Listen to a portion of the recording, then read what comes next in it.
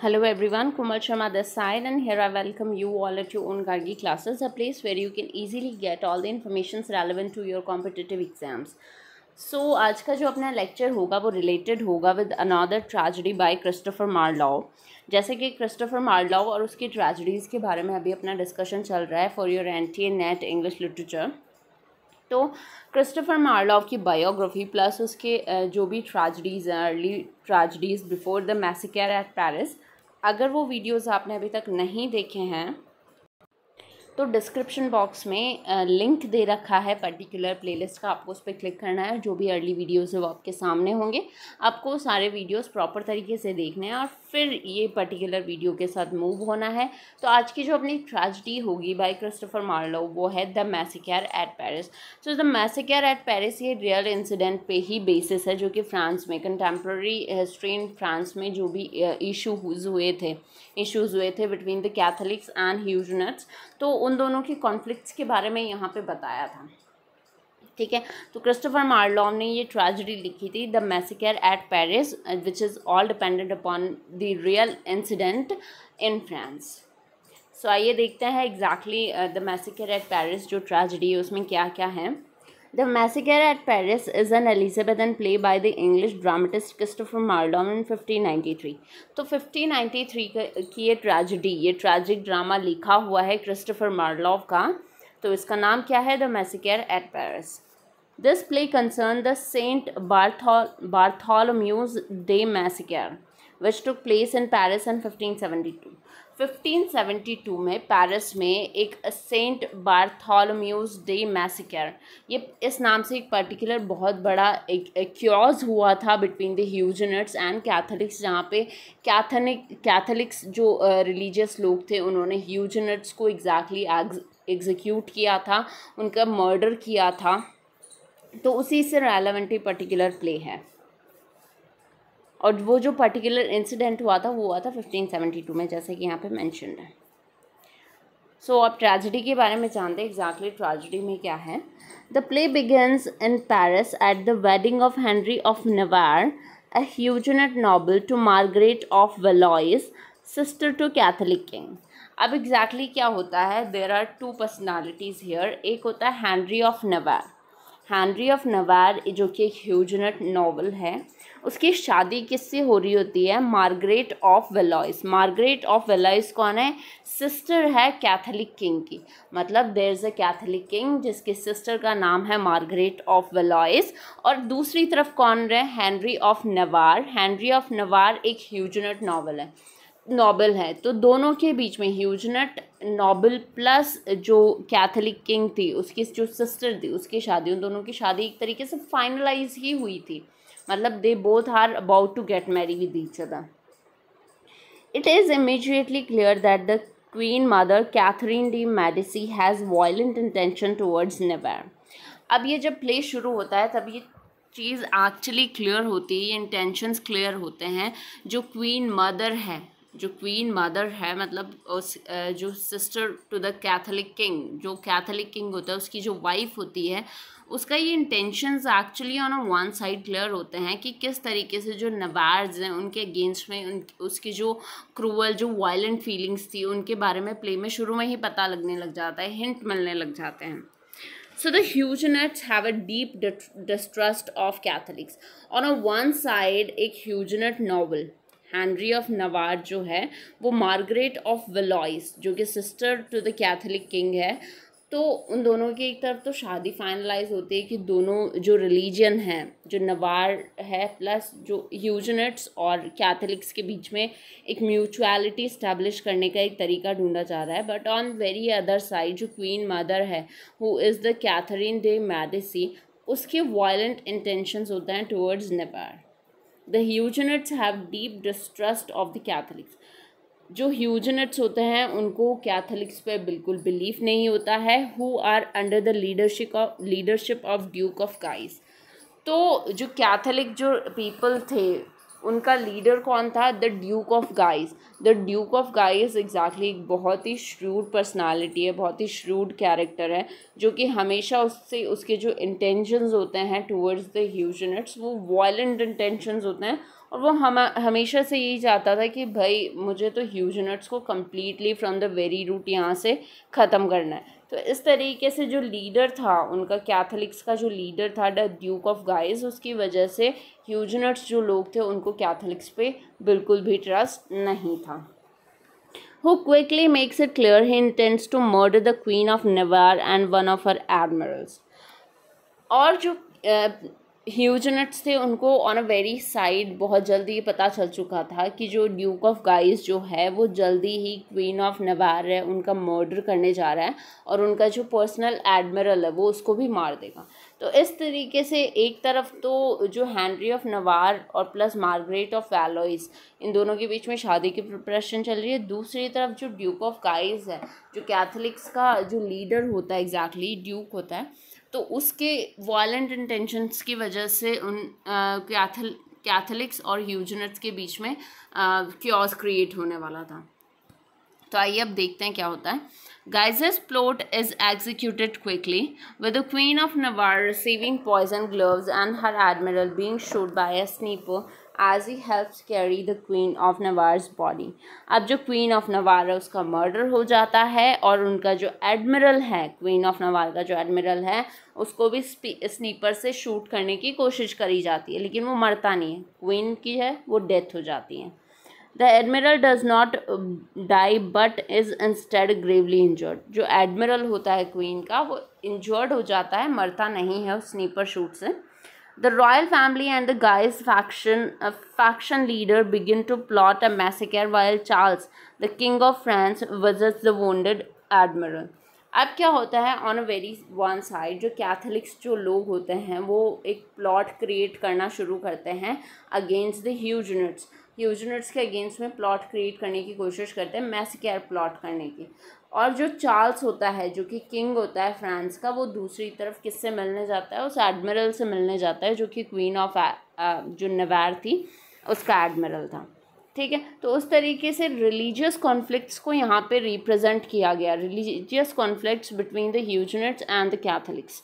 ठीक है, तो उन लोग का यहाँ पे क्योज क्रिएट किया गया है, क्योज रिप्रेजेंट किया गया है।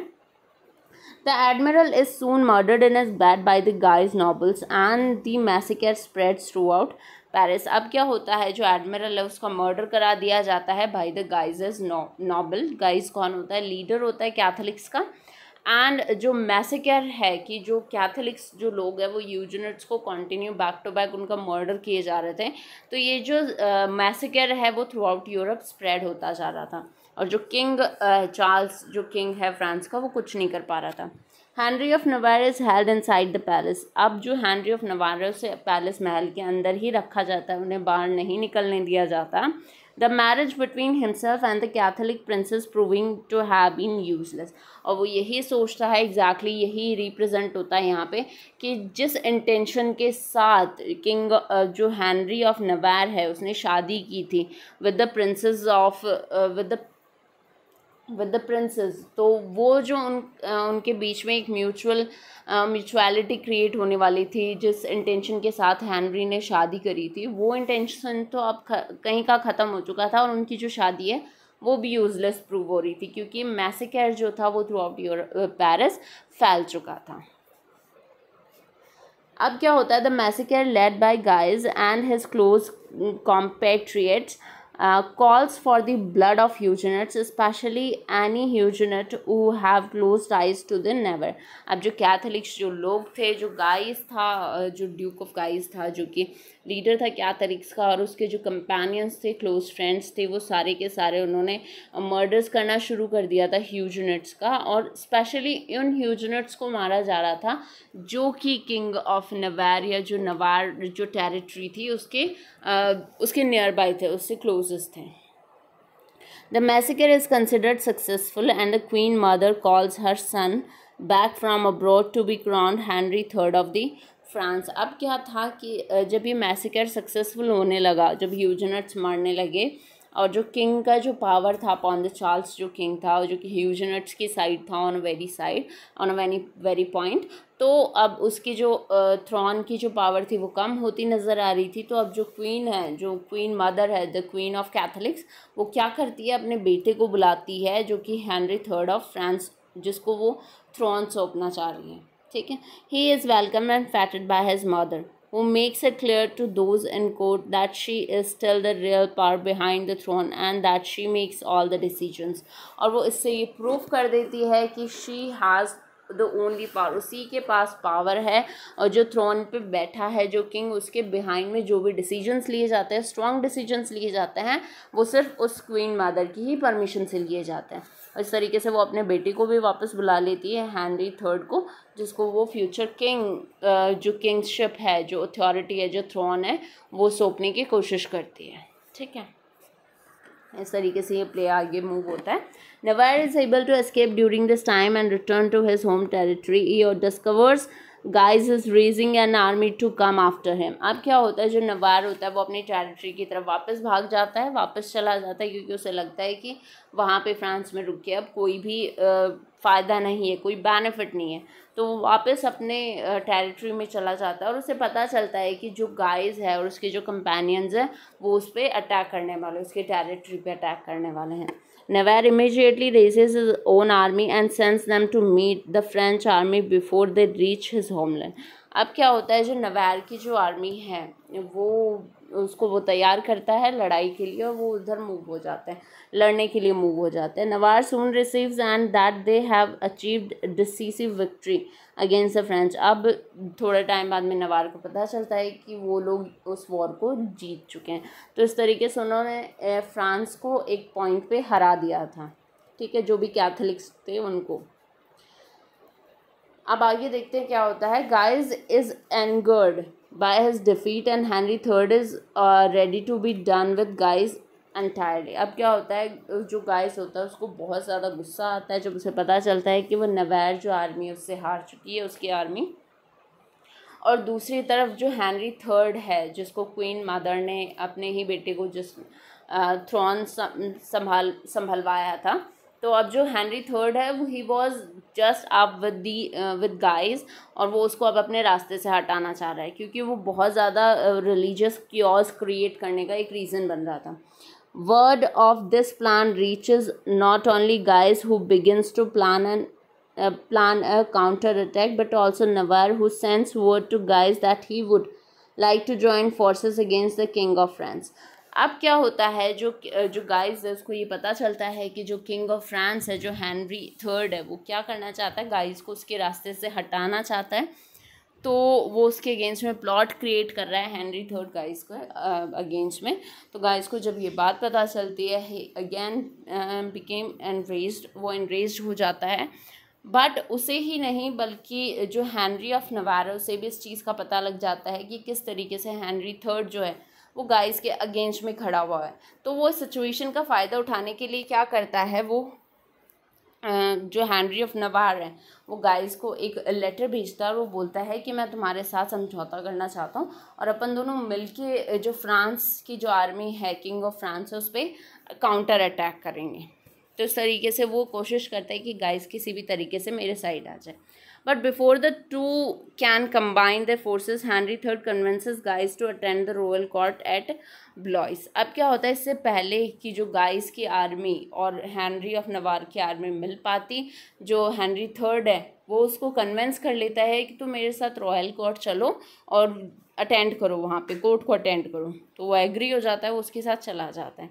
There he has Guy's murdered by the assassins and shows the body to Guy's son, so that word of what has been done will get out to the people। अब क्या होता है कि जो guys है उसको ट्रैचरसली मार दिया जाता है, मतलब जो king Henry third of France है वो उसको चीट करता है गाइस को, एग्जैक्टली झूठ बोलता है कि तुम मेरे साथ आ जाओ, इस तरीके से फ्लैटर करके उसको अपने साथ ले जाता है, वहाँ पे उसका मर्डर करवा दिया जाता है। और जो बॉडी जो होती है वो गाइस के बेटे को दिखाई जाती है, ताकि जो भी बातें उनके बीच में जिस भी वजह से उसका मर्डर किया गया, क्योंकि वो कैथोलिक लीडर था तो और भी ज़्यादा रिबेलियन होने के चांसेस थे लोगों के। तो वो क्या करता है, उसके बेटे को वो बॉडी दिखाता है, सारे रीजंस बताता है। तो ठीक है, यहाँ पे बात क्लियर हो जाती है। He also orders to the duke's brother domain murder to reduce the risk of revenge। अब क्या होता है, he also orders the duke's brother Mayenne murder to reduce the risk of revenge. अब जो हेनरी थर्ड है उसका वो order देता है कि गाइस का जो ब्रदर है ड्यूमेन उसका भी मर्डर कर दिया जाए। क्यों? क्योंकि अगर वो ज़िंदा रहेगा तो रिवेंज की जो फिर से रिवेंज के लिए फिर से वो लोग अराइज हो जाएंगे और जो कैथोलिक मॉब को फिर से वो अराइज कर देगा और फिर से वही रिलीजियस क्योस होना शुरू हो जाएंगे। तो इस तरीके से वो ऑर्डर देता है कि उसके ब्रदर गाइस का जो ब्रदर है उसको भी मार दिया जाए। Henry informs his mother of what he has done and she is saddened and angry that he has acted on without her। अब जो हेनरी थर्ड है वो ये सारी चीज़ इन्फॉर्म करता है अपनी मदर को, द क्वीन मदर को। अब क्या होता है, वो एंग्री हो जाती है क्योंकि उन्हें हमेशा से इस बात पे प्राउड होता है कि I am the only source जो कि हमेशा डिसीजंस लेता है फॉर द कंट्री। तो अब उसका बेटा जब खुद ही सारे डिसीजंस ले रहा है तो she became saddened of course. अब क्या होता है, Mayenne learns of his brother's murder and Jacobean friar offers to assassinate Henry third. अब क्या होता है, डोमेन को जब ये पता चलता है कि एग्जैक्टली उसके ब्रदर जो गाइस है उसको मार दिया गया है बाय दी हेनरी थर्ड, तो एक जैकोबियन फ्रायर होता है वो उसको जो हेनरी थर्ड है उसको असैसिनेट करने का ऑर्डर देता है। उसे बताते हैं किस तरीके से हम हेनरी थर्ड को असैसिनेट कर देते हैं।